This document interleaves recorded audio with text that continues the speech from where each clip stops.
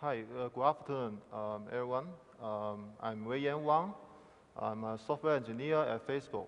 So in particular, I joined Facebook about 1 year and 8 months ago, and I work at the data infrastructure HStore team, which owns the storage layer of the Hadoop stack, like HBase and HDFS.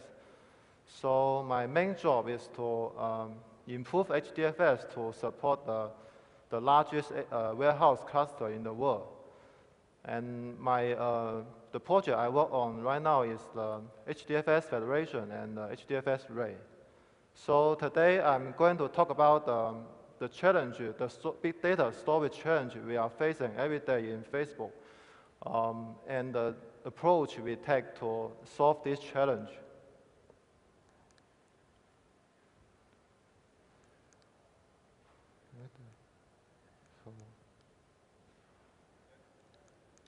Oh, yeah. So here is the agenda. First, I will give a brief introduction about the overview of our data warehouse step, like what data are stored and how the data are used. And second, I will discuss the storage challenge, data growth problem we are facing. And then in the next sessions, we will talk about the different approach we take to solve this challenge. And finally, there's a Q&A session. So here is how the data flow into our data warehouse. First, the log data get generated in the Facebook website, and then they flow into the Square HDFS cluster. So these clusters are located close to the front-end cluster so that the data can get in around 10 seconds. And then we have a real-time analytic service called Puma, which could query this data in a streaming way. Like you can do the count users in the last hours or some streaming queries. The query latency is about 1 minute, but the Puma only provides a limited function of SQL. So to support more compressed queries, we need to copy the data from the Square cluster to our big warehouse cluster. And this copy will usually take a couple of hours. And we also scrape our MySQL database and copy the user data into our warehouse tool every day. So you can see that our warehouse cluster is the central place for query all kinds of data.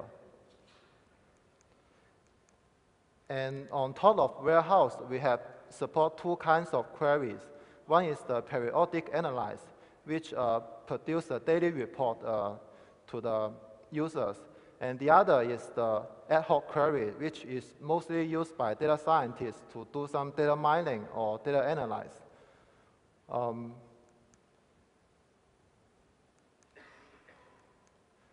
So here is the data growth. Here is the data growth at Facebook between 2008 and 2012. So you can see that the number of users actually increased 14 times in 4 years. But the log data we generate every day increased 250 times. And this number is growing crazy even today because we have lots of new features, new experiments, and we log new types of data to our warehouse. And right now, there are more than 500 terabyte data logged into our warehouse cluster. And as a result, we need to maintain a HDFS cluster with 2,500 times larger, and which is more than 100 petabyte data.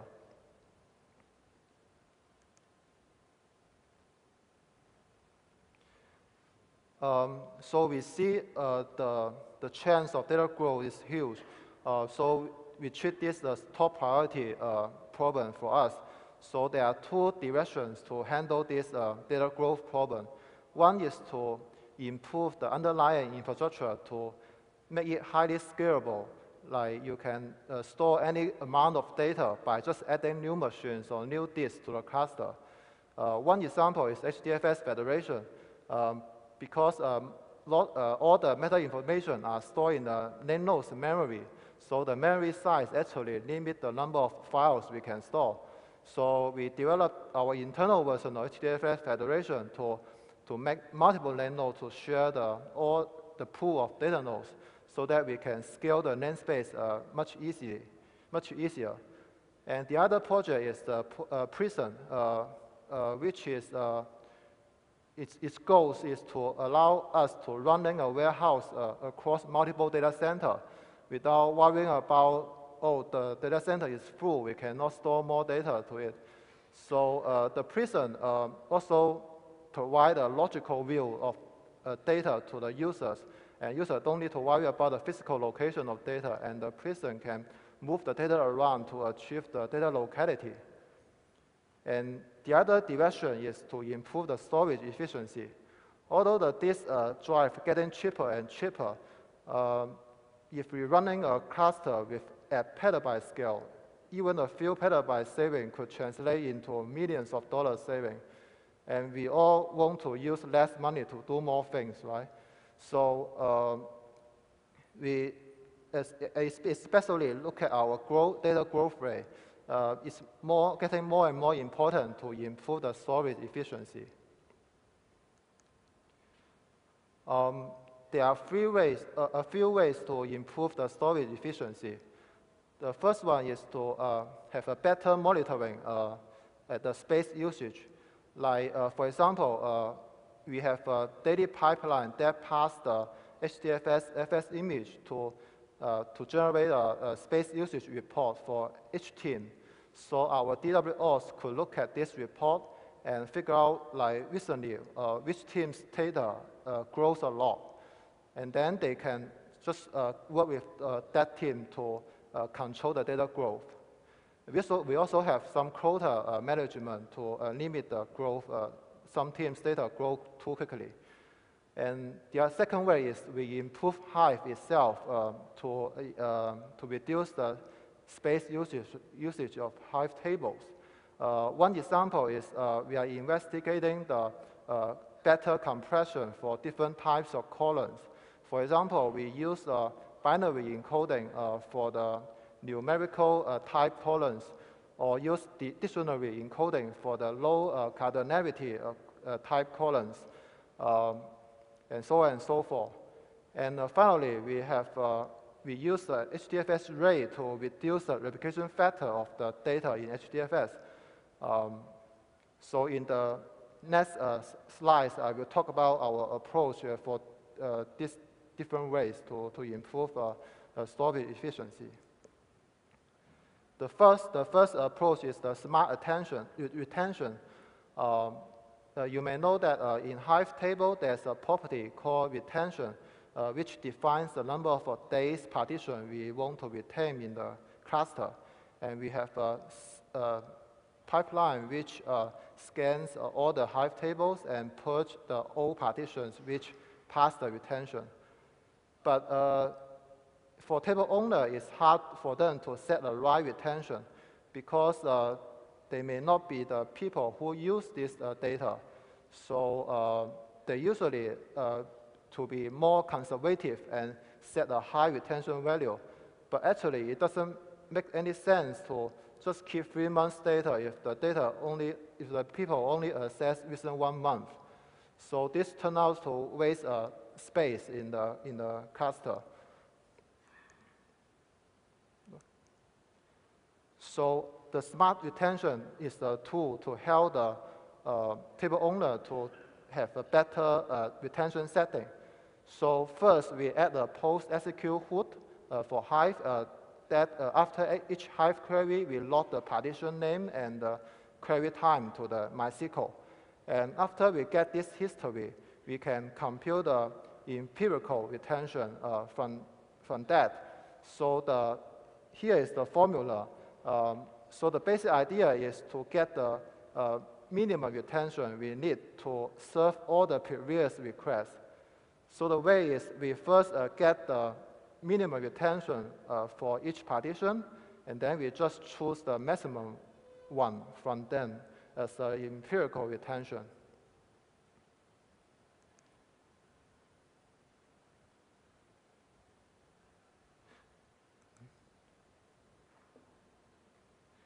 And after we get the empirical retention, we can assign a task to the table owner to say, hey, could you, I suggest you this table should have this retention. Could you either accept it or review, there's a table query history. You can review this history and figure out a better setting. And usually, and in practice, after 2 weeks monitoring, we will still move the old partitions to some cold storage cluster. This is to free up the space in our running cluster. And for the cold storage cluster, I mean the cluster with with a more aggressive compression and cheaper storage. By moving to the cold storage cluster, if you need to query the data, you need to restore them back from the cluster cold storage. But we found that most of the time users don't have this necessary to restore the data.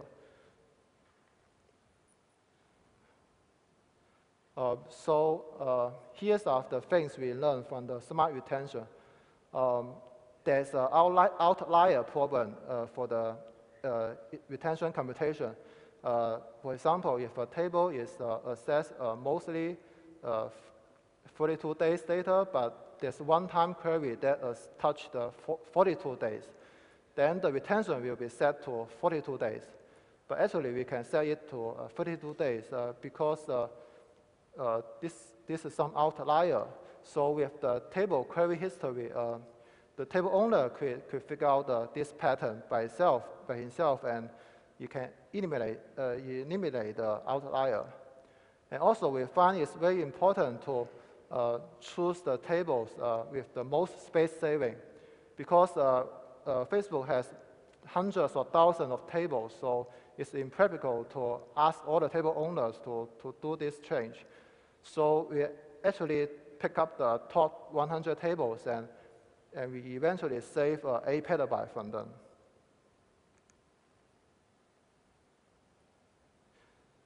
The second approach is the sort before compression. As we know, in RC files, the data are split in rows first and then by columns. So in every row block, the data in one column are put together and compressed. To achieve the best compression rate, it's better to put the duplicate values together as much as possible. So the sorting comes into our mind. If we can sort by 1 or 2 columns, we can potentially get some space saving. And the other reason we consider sorting is reasonable is we have some data we want to keep them forever. For example, like the legal hold data. So we would like to trade some extra computation resource for this space saving. So you may ask, how do we know which column to sort? Actually, we don't know. So we just take a sample of the table and sort it by every column, and then we pick the one with the most safe space saving. After we finalize the columns, we can just copy the target partitions to the compute-heavy clusters, which we can sort them there and then copy the sorted partition back to the running cluster to replace the original one. Here is how we sort. In practice, we always chose 2 columns to sort. In this table, we chose the user ID and IP address. And one thing to notice is that instead of sorting the table in the total order, we actually, by using the order by, we actually can just distribute the data by 1 column and then sort the data locally in each reducer. This could increase the parallelism and still guarantee the duplicate value can put together and highly compress.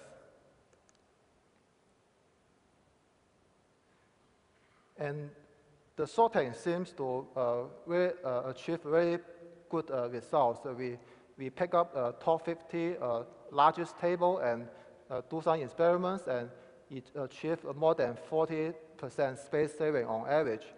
So, so we decide to apply this one to like top 100 and top 200 tables. Another lesson is it's very important to verify the data is correct. We can just simply compare the sum of the hash value of all the rows in two partitions. And we actually identify a Hive bug during the sorting. So the verifying is important to avoid the data corruption. And also we decide to sort the data first, and because it will affect the running query, it's unlikely to affect the running query when we try to rename the partition. So after we gain more confidence and get better tuning in the process, we can gradually roll out to the hot data. And the above two approaches are from the Hive side. So for HDFS side, we mostly rely on the HDFS rate to reduce the replication factor of the data. So in HDFS, each file is split into multiple blocks, and each block is stored in 3 different machines chosen by the name node. So as a result, the file actually, the replication factor of the file are always 3.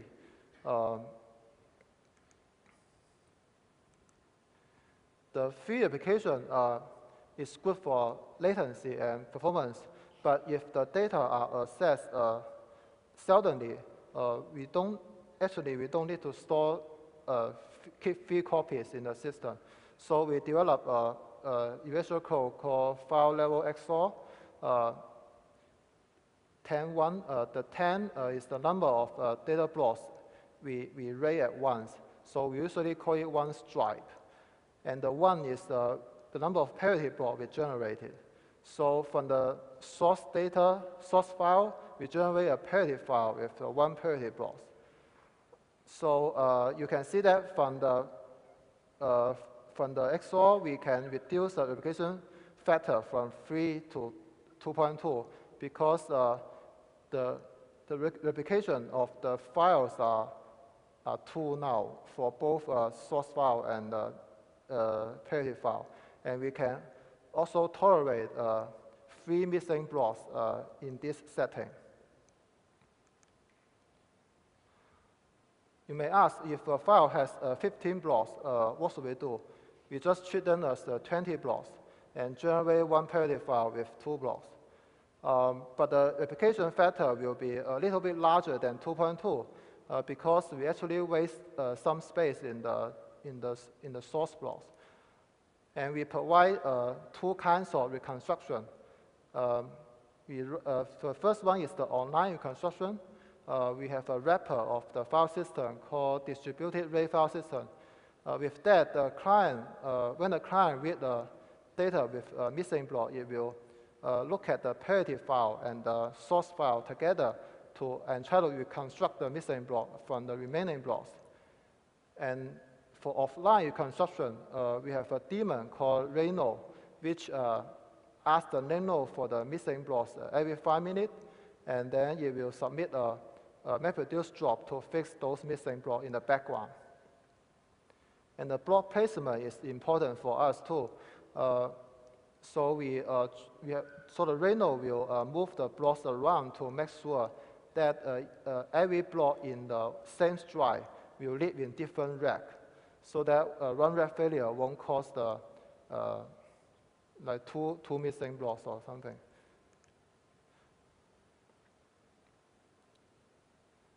besides XOR, we also introduced a file level resolvement, which is similar, but it uses a resolvement algorithm to generate a 4-parity block for 10 blocks. So the algorithm itself guarantees that if you lose any 4 blocks in this stripe, you still can recover them from the remaining blocks. And so with the resolvement, we can reduce the replication factor from 3 to 1.4.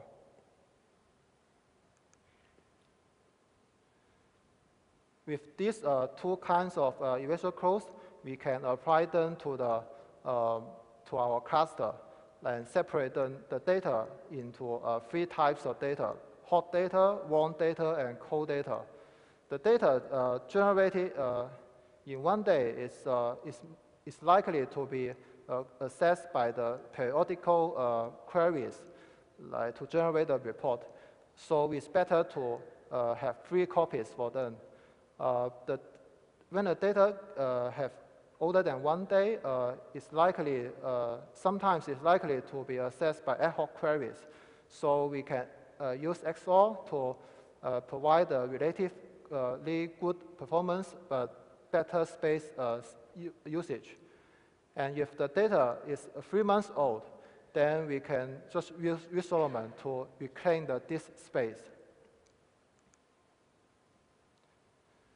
There are actual, we achieve 12% space saving from the disk RAID, and we learned 2 lessons. The first one is to figure out the files to RAID. We used to query the name node to scan the whole namespace recursively. This will issue a lot of RPC requests to the name node, which will slow down the name node for the other requests. So we decided to have a daily pipeline which passes the FS image to pick up the readable files for the RAID node. And the second finding is more important. We found out that 50% of the files in our cluster are small files. They are too small to be rated, so they will be free replica forever. So if we cannot rate these small files, then we cannot further reduce the replication factor. So to solve these small files issues, we developed 2 approaches for warm data and cold data. For the warm data, we have a directory level XOR. The idea is simple. We just treat the whole directory as a single file, and by packing all the files under this directory together, and then produce a single parity file for the whole directory. So you could see that from the left-hand side, the file 2 and the file 4 are too small to be rated, but they are readable in the directory XOR in the right-hand side. And with directory XOR, we can achieve close to 2.2 replication factor, but still tolerate any 3 missing blocks in the stripe. The tricky part of the directory XOR is we need to handle the directory change. So we try to do it at the best effort. So first, when we read the directory, we put the mapping between the source block and the parity block into the MySQL. And so in this way, the new files or the deleted files won't affect the mapping. But the deleted file will go to trash and is still accessible for 4 days. And between these 4 days, the RAID node will could identify the directory change and try to rewrite the directory. But if a client try to read the file with missing blocks, you will first check if the directory change. If it change, it will look at the MySQL to find out what are those remaining blocks to reconstruct the missing block. If the directory doesn't change, you can just look at the files in the directory, and based on the order of the file, you can pick up the blocks to to reconstruct the missing block. And fortunately, the directory change happened very infrequently in our warehouse scenario. Another way to handle the small file problem is the compression.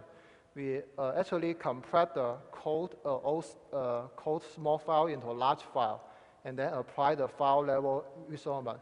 The reason is the directory resolvement is too expensive to compute, and we can achieve the same space saving by doing the RAID-aware compression.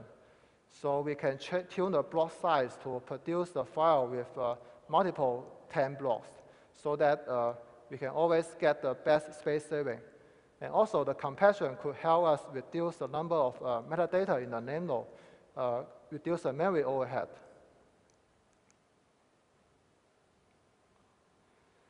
Here is the config for our RAID-aware compression. So the goal is to make the compression produce some 40 blocks files and one 10 block or 20 block or 30 block file, so that they are always multiple of 10 blocks.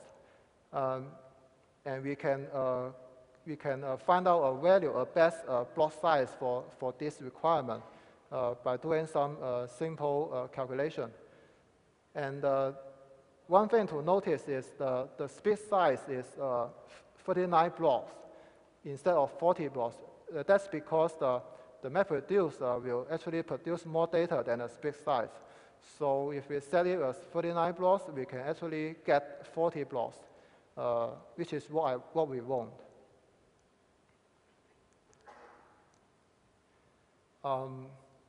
Here is the Hive command we use for the compression.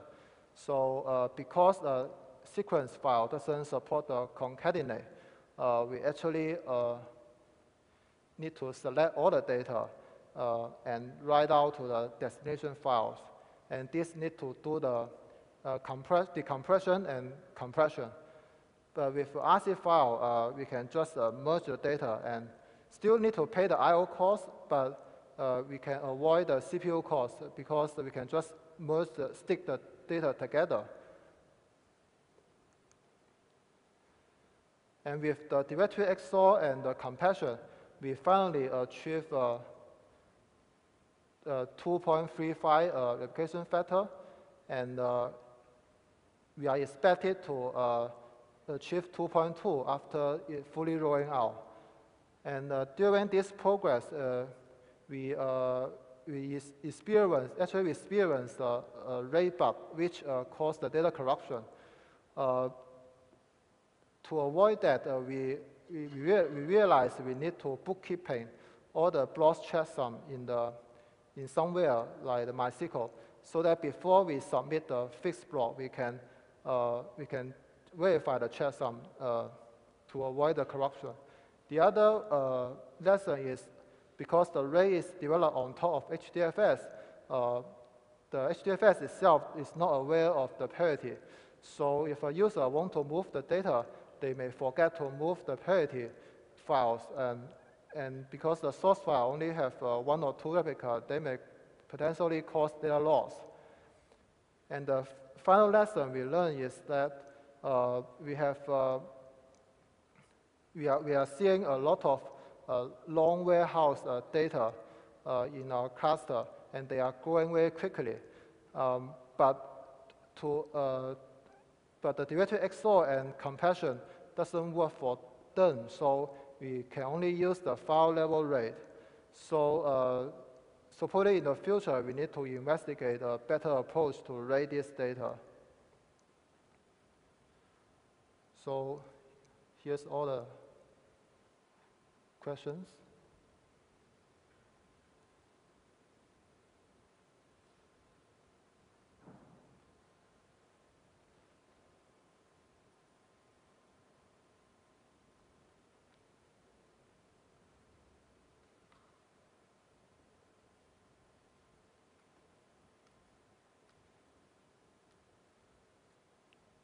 Is it clear?